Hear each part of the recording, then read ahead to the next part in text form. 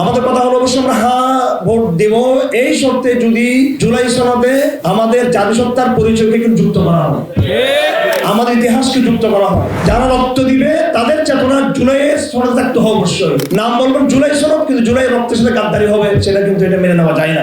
এক আধিপত্যবাদকে মোকাবেলা করে আরেক আধিপত্যবাদের আশ্রয় নেওয়া যাবে না। টেকনাফ থেকে তেঁতুলিয়া পুরো বাংলাদেশ আপনারা তৌহিদের দুর্গ গড়ে তুলবেন, আপনারা ইমানের পাঠচক্র গড়ে তুলবেন। আলহামদুলিল্লাহ বাংলাদেশে পরিবর্তন হয়ে গেছে, এই বাংলাদেশ আরো পরিবর্তন হবে। এই বাংলাদেশ যে সিস্টেমের বাংলাদেশ হবে ইনশাআল্লাহ। বাংলার জমিনে অন্য কেউ কিছু খাবার, অন্য কিছু এই বাংলার মাটি খাবার না ইনশাআল্লাহ। আউযু বিল্লাহি মিনাশ শাইতানির রাজীম। বিসমিল্লাহির রহমানির রহিম। আফা হুকমাল জাহিলিয়াতি ইয়াবগুন ওয়া মান আহসানু মিনাল্লাহি হুকমান লিকাওমিন ইউকিনুন। সাদাকাল্লাহুল আযীম।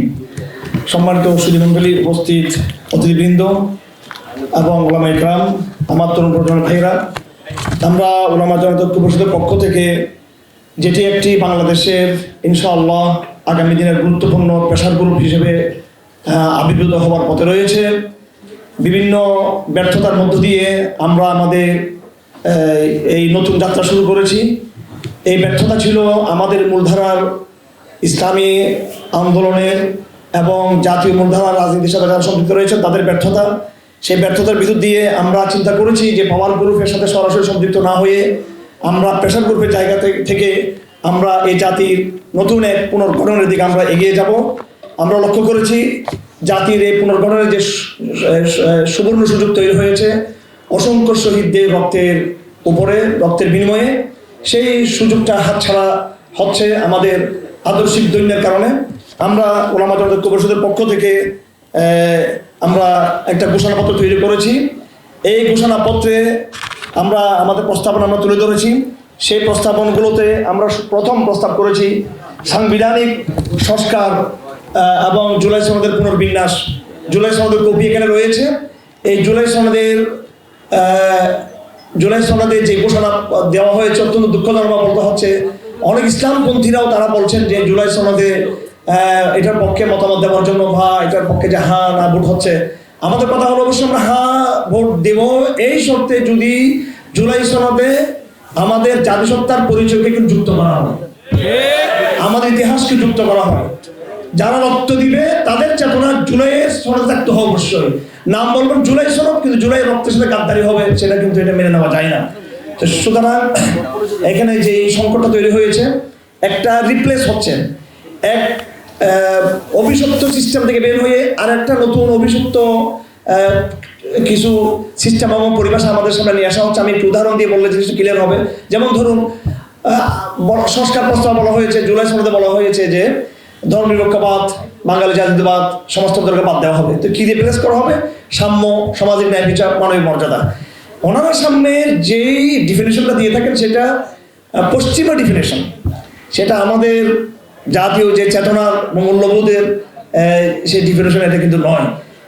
তারা এমন সাম্যের কথা বলেন, এমন মানবিক মর্যাদার কথা বলেন, যেখানে আমি একজন হেফাজত ইসলামের যুগ্ম মহাসচিব হয়ে আমি যেমন কথা বলার অধিকার রাখি একে মঞ্চে, একজন LGBT এবং সমকামীও তার বক্তব্য সমান অধিকার দিতে পারবে না। কেন ওনারা এটা চাচ্ছেন জুলাই সনদের মতো দিয়ে। সুতরাং এটা সংস্কার করতে হবে।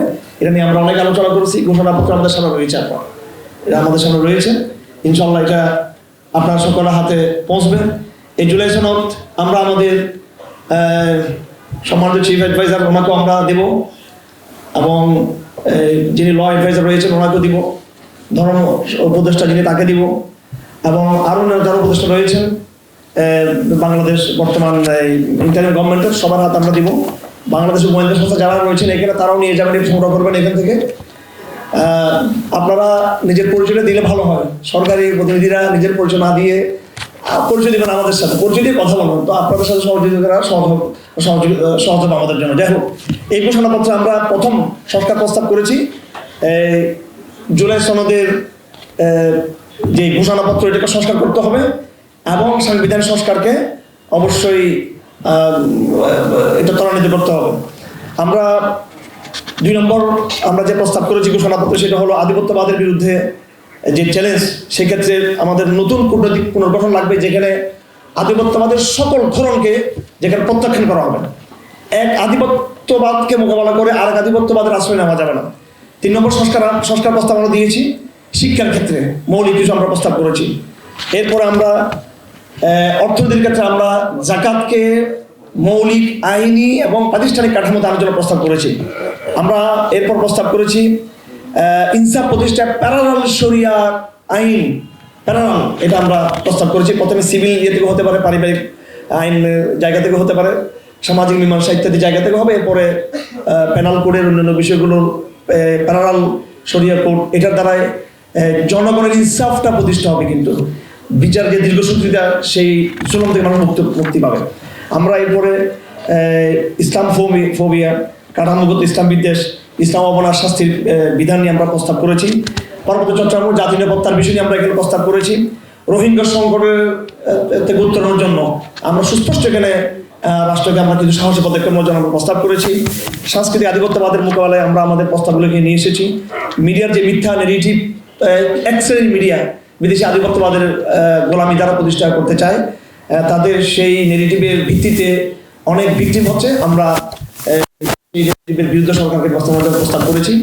আমার ভাইরা, এখানে আসলে নতুন করে কোনো কিছু বলার নেই। ইসলাম ইতিহাসে রাজনৈতিক পরীক্ষিত বাস্তবতা যে ইসলাম রাজনৈতিকভাবে মানব সভ্যতাকে রাজনৈতিকভাবে, আইনগতভাবে, সাংস্কৃতিকভাবে বিশ্ব মানব ইতিহাসে 1000-এর বেশি সময় লাগাতার মানব জাতিকে নেতৃত্ব দিয়েছিল। ইসলাম একটা এক্সপেরিমেন্ট 1000 বছরের। সুতরাং আবার ইসলাম আসলে কি হবে না হবে এই ফোবিয়া ভোগ করা এটা মারাত্মক একটা প্রবণতা। সুতরাং আমরা যে দাবি আজকে দিচ্ছি, এখানে অনেকে জঙ্গিবাদের গন্ধ খুঁজে পাবেন, মৌলবাদের গন্ধ খুঁজে পাবেন, রাজাকারের গন্ধ খুঁজে পাবেন। আমরা আগেই ক্লিয়ার করেছি যে আমরা এখানে কারো এজেন্ডা বাস্তবায়ন করতে আমরা আসিনি, আমরা নিরীহ জায়গা থেকে এসেছি। আমাদের শক্তির বড় দুটো জায়গা হলো উপরে আল্লাহ আর নিচে জনগণ, আলহামদুলিল্লাহ। এবং এই মহান আল্লাহর সাহায্য নিয়ে আর জনগণের এই ইমানের চেতনা নিয়ে বাংলাদেশে অবশ্যই বিপ্লবের ধারাবাহিকতা আমরা অব্যাহত রাখবো এবং চূড়ান্ত আরেকটা বিপ্লব হবে ইনশাআল্লাহ। কথা পরিষ্কার, আল জমিন যার আইন তার, জমিন যার আইন তার। এখানে কথা শেষ। এই কথা দিয়ে আমি শেষ করতে চাই, যিনি আমাকে সৃষ্টি করেছেন তিনি আমার ভালো মন্দ ভালো বুঝবেন, তিনি আমার স্রষ্টা, তার শরিয়া তার আইন তিনি ভালো বুঝবেন। আমরা আজকে তার প্রতি আত্মসমর্পণ ঘোষণা করলাম।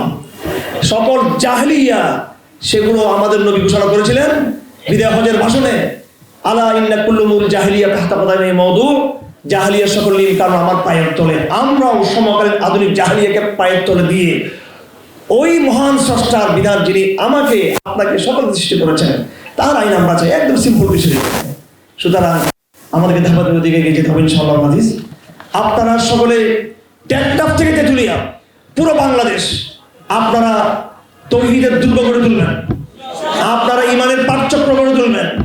আপনারা সকলে আমাদের দাওয়া মুভমেন্টের ব্যানারে ঐক্যবদ্ধ দাওয়াতের ব্যানারে যুক্ত হবেন এবং উলামা জনতা পরিষদের ব্যানারে আপনারা আমাদের রাজনৈতিক যেই এজেন্ডা রয়েছে সেটাকে জনগণ ইনসাফের স্বার্থে, আল্লাহর সর্বোচ্চ প্রতিষ্ঠার স্বার্থে আপনারা এই প্ল্যাটফর্ম উলামা জনতা পরিষদের রাজনৈতিক প্ল্যাটফর্মে আপনারা যুক্ত থাকবেন। আমরা আগেই বলেছি, এটা কোনো নির্বাচনমুখী, ক্ষমতামুখী কোনো পাওয়ার গ্রুপ নয়।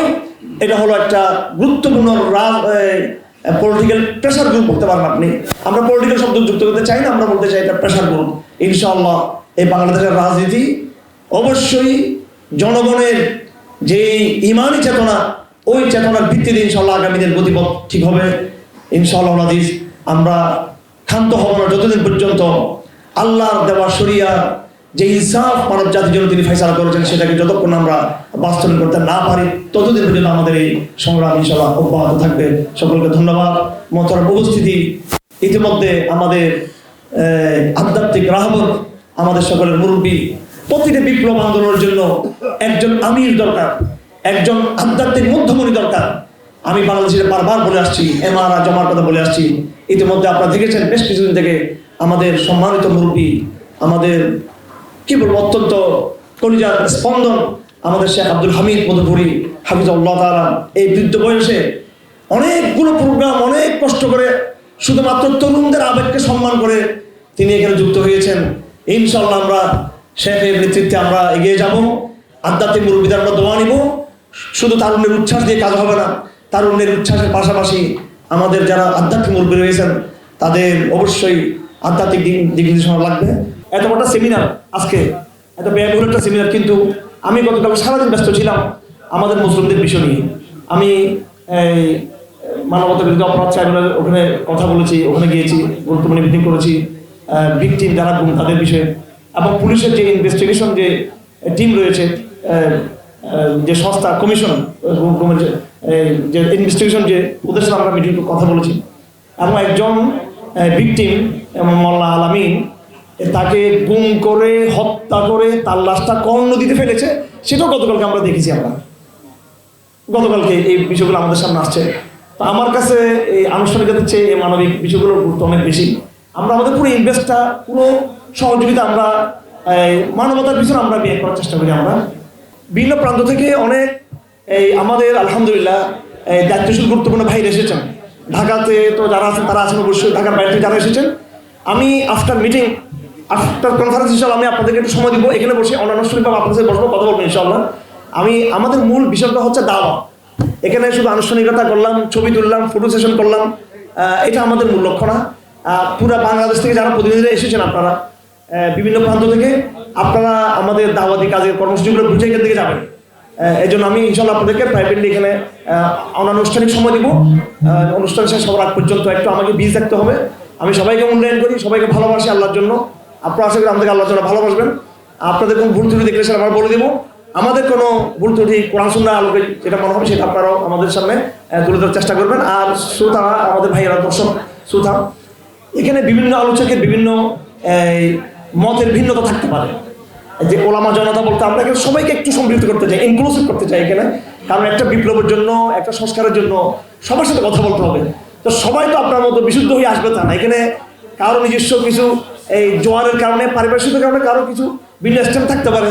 রাজনৈতিক ব্যক্তিবৃন্দ এখানে আছেন, এখানে বিচারক আছেন, এক্স আর্মির অনেক সিনিয়র অফিসার এখানে আছেন, শিক্ষাবিদরা আছেন, তাদের ভিন্ন মতামত থাকবে। এবং হঠাৎ করে আপনি বললেন এটা হারাম বা এটা কুফর, এটা আপনি হঠাৎ যদি এটা চাপিয়ে দিতে চান, আপনি আগে শুনুন, বুঝুন, তার মানুষকে আসতে দিন, মানুষকে অ্যাক্সেস দিন, মানুষকে আসার জন্য, কথা বলার জন্য। তারপরে ইনশাল্লাহ আলোচনার মাধ্যমে, ডায়ালগের মাধ্যমে এগুলো হবে। আমাদের দাওয়া মুভমেন্ট নামে আমাদের আরেকটা প্ল্যাটফর্ম আছে, ওটা আমরা একদম কোর, এবং এটাতে আমরা আমাদের সম্পূর্ণ পিওর এই পুরো বক্তব্যটা আমরা তুলে ধরার চেষ্টা করি, যেটা আমাদের একদম কোর অডিয়েন্স। বাকি বৃহত্তর জাতীয় স্বার্থ আমাদের পুরো জনগণকে নিয়ে, পুরো একটা রাষ্ট্রকে নিয়ে, পুরো আন্তর্জাতিক একটা কমিউনিটিকে আমাদেরকে যেখানে চলতে হবে, এবং সেখানে অবশ্যই আমরা আমাদের নেগেটিভ, আমাদের যে দর্শন সেটাকে আমরা তুলে ধরতে চাই। তার জন্য অন্যদেরকেও কথা বলে স্পেস দিতে হবে। আপনি দেখুন, একজন বিচারককে কথা বলতে না দেন, একজন সুশীলকে যদি কথা বলতে না দেন, একজন এক্স আর্মি অফিসারকে কথা বলতে যদি না দেন, একজন সাংবাদিকের কথা বলতে না দেন, তাহলে তো জিনিসটা আলাপ আলোচনার পথে রুদ্ধ হয়ে যাবে। আমাদের অনেক ভাইরা আছেন, ওরা সবাই মোল্লা ওমরের ভাষায় কথা শুনতে চান এখানে, যে আর কেউ কোনো ভাষায় যেন কথা না বলবে। এখানে সবাই কথা বলতে হবে, উনি আপনাকে বুঝুক, আপনার কথা শুনুক। আলহামদুলিল্লাহ বাংলাদেশে পরিবর্তন হয়ে গেছে, এই বাংলাদেশ আরও পরিবর্তন হবে, এই বাংলাদেশ আরও change will be change, must be ইনশাআল্লাহ রাজিজ। এবং এই বাংলাদেশ চেঞ্জ ইসলামের বাংলাদেশ হবে ইনশাআল্লাহ রাজিজ। এই বাংলার জমিনে অন্য কেউ কিছু খাবে না, অন্য কিছু এই বাংলার মাটি খাবে না ইনশাআল্লাহ রাজিজ। এটি ইসলাম খাবে, এই বাংলার মাটি, কথা পরিষ্কার, একদম অ্যাবসলিউট, এটা সত্য আগামী দিনে ইনশাআল্লাহ রাজিজ। এই জন্য আমরা এখানে এসেছি। এটা বহুত্ববাদী একটা সমাজ, নানা ধরনের নানা মতামত রয়েছে, তাদেরকে ওয়েলকাম করতে হবে, তাদের কথা শুনতে হবে। আমরা নারীবাহীদের বক্তব্য নিয়ে তাদেরকে আমাদের বুদ্ধি দিয়ে তাদেরকে পরাজিত করবো আমরা ইনশাআল্লাহ রাজিজ। আমরা সেকুলারদের বক্তব্য নিয়ে ওটাকে, ওই নেগেটিভকে আমরা আমাদের দার্শনিক নেগেটিভ দিয়ে ওটাকে আমরা পরাজিত করবো ইনশাআল্লাহ রাজিজ। আমরা গণতন্ত্রের নেগেটিভ শুনবো, শুনে ওই নেগেটিভকে আমরা ইসলামের দার্শনিক ইতিহাসের বয়ান দিয়ে ওটাকে পরাজিত করবো আমরা ইনশাআল্লাহ রাজিজ। আমরা ওই বুদ্ধিভিত্তিক ইমানি শক্তি এবং দার্শনিক শক্তি আমাদের আছে আলহামদুলিল্লাহ, ইনশাআল্লাহ আলহামদুলিল্লাহ। এই জন্য আপনার ধৈর্য ধারণ করবেন। একজন আলোচক আর বক্তব্যে কোনো তার নিজস্ব মতামত থাকতে পারে, আপনি হুট করে আবেগী হয়ে গেলেন, এটাকে আপনি কাউন্টার করলেন, এইভাবে এটা হবে না। এটা দাওয়াতের পরিবেশ, এটা দাওয়াতের পরিবেশ। যখন যুদ্ধ যখন লাগবে, পারবে, ট্যাঙ্ক যখন এখানে ঢুকবে, বা বিদেশি শক্তি যখন মিসাইল মারবে, তখন ওরা আমাদের আসল জিহাদের করছে, তখন তার দেখবে ইনশাআল্লাহ।